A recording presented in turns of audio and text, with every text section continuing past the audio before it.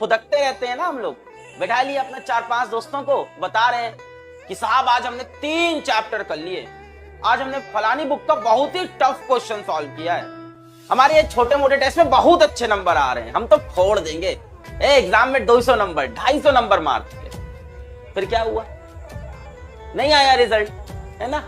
फिर 100 बेइज्जती समाज की, सब हंसेंगे तुम पे। यार बहुत बकवास करता था यार, बोलता बहुत बड़ी बड़ी था, कोई तुम पे विश्वास नहीं करेगा।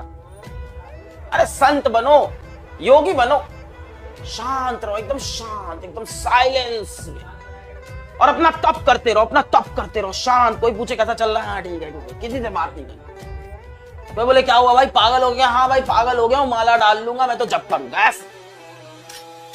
अरे शेर बनो यार, शेर की दहाड़ से ज्यादा ना उसकी खामोशी का खौफ होता है। फिर देखो जिस दिन रिजल्ट आएगा पूरे शहर में डंका बजेगा तुम्हारे रिजल्ट का।